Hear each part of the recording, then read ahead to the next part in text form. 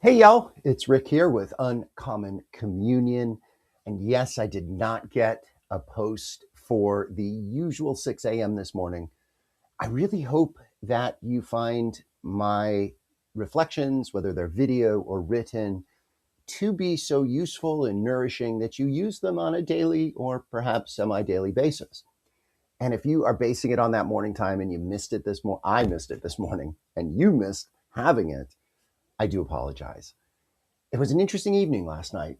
Two things that I did, both of which kept me up kind of late, that I'd like to share about. Before we talk about Psalm 45, which is a different type of psalm than we have heard so far. And as such, I'm pulling out a different book that I haven't used yet. It's been sitting on the shelf right behind me. I don't know why I haven't pulled it down yet, but today's the day. Before that, let's begin as we always begin by recognizing, realizing, affirming, and living our truth from the foundation, the connection that we are always and everywhere in the holy presence of the more and each other. So last night, Friday evening, my wife and I tried to have it's on the calendar as Friday festivities. We like to have a date night. And the good thing is the next three, well, two now, counting last night as three, we have some cool stuff coming up. And last night was the first of that. She is a big fan of the Smiths, which, if you're not familiar, is a really interesting band from the 80s. Morrissey was the lead singer, and very unique in the songs and excellent guitar playing by Johnny Marr, who is the guitarist, and well known for just like being the original emo of the most emo. And what we saw last night was a tribute band to them. And in a small venue, we've been to this venue before. It's a great little venue. If you're here in the Columbus area, it's called the Rumba Cafe. I think it's like under 200 people, standing room only. But we were right up next to the stage. And it was pretty amazing for my wife because she was so into it. She loves to dance to music, and she danced to the entire show. Like, I don't think she stopped moving.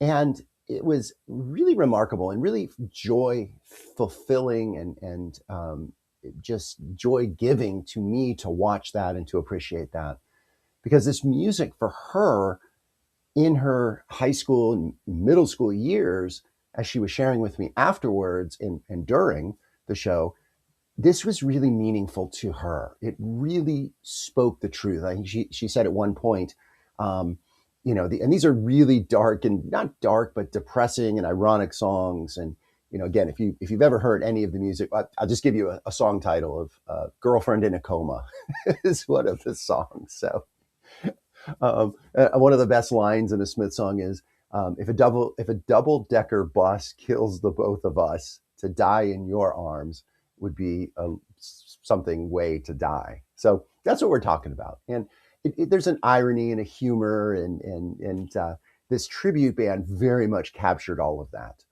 But this spoke to my wife. What was interesting for me is it didn't speak to me. I know some of the Cure songs. I know three or four or five of them. I don't dislike them. But in the 80s, when she was in eighth grade, and I guess that'd be 1984, both of us would be in eighth grade that year, I was listening to very different music. And I really did not even know the Smiths until I got a taste of them in college, because it's a college thing to discover music like that. And that wasn't, they were actually still recording actively at the time. But it really wasn't until relatively recently that I've gained an appreciation and a knowledge of the Smiths. So I appreciated the show. It was fun to be there. It was, the lead singer really captured Morrissey and in his depression and humor. I mean, it was a great show. I was very excited. But it was just interesting to me to reflect on when you go to a tribute band. And I'm hoping to talk my wife into going to one next week, Saturday, at the same venue. It's a U2 tribute band, which is very much in my wheelhouse, right? My wife and I at that same venue a few months ago saw a Police tribute band called conveniently enough, the Fuzz, which is a great name for a police tribute band. So I think when you see a tribute band, it's pretty cool because, again, if you know the group, you recognize the music. But if you don't know the group, it's just a band. So it was an interesting thing last night. I was glad we went, grateful to support my wife. She had a ball, a blast, and I'm happy for that. When I got home, it was already kind of late, but I had to watch the last episode of the second season of The Leftovers. And I've talked a little bit here. I don't want to talk too much right now, but just so wonderful. I mean, the emotion and the depth, and I mean, it's just so hard to put into words. If you are looking for a show that I think could be a really good Lenten show, that could be a really interesting project, a different Lenten type of show than you might think, but it has so many elements of religion and spirituality and mental health and love and connection and cults and violence. I mean, I am just really appreciating it, and gonna finish there's only 3 seasons. It's easy to get through. I'm on the threshold of the third season, and yeah, it's been a real journey. All right, y'all. The journey through the Psalms continues. We are on Psalm 45, and I'm pulling down this book right here. It's been on my shelf, and again, I don't know why I didn't pull it down sooner for this exercise, but here's what it says about Psalm 45. And it's a book with a pretty standard translation. I'm not going to read from this translation, except maybe once in a while. But here's what it says about Psalm 45. I'm going to read the introduction. I'm not going to read all of Psalm 45 today for you because it's kind of long. I'll just put it in the chat and you can, partake of it on your own. But here's what this commentator says. One cannot but remark on the apparently non-religious nature of this piece, Psalm 45, and it is quite surprising to find it included here. Its meaning becomes somewhat clearer in the light of the previous psalm, in which the figure of the king, presented in a veiled way in the expressions in the first person singular, appeared in disgrace and embarrassment, even though there was reference to his special relationship with God, the supreme king. By way of contrast, Psalm 45, today's psalm, shows the glory of the king as being due to God's blessing. At the point where his majesty is most apparent, his marriage to a foreign princess. It is the majesty of God's anointed, the Messiah, victorious and seated on his throne. In this way, when used for prayer, Psalm 45 raises the spirits after the anguish reflected in the previous psalm. It was used in the temple liturgy to raise the people's sights to the future Messiah king. So you're going to find in the Psalms not many, but quite a few references to the Messiah. And Christians, of course, read backwards into this to recognize, yes, they're talking about Jesus. This is a precursor or a preview or foreshadowing or a prediction, a prophecy of the coming of Christ.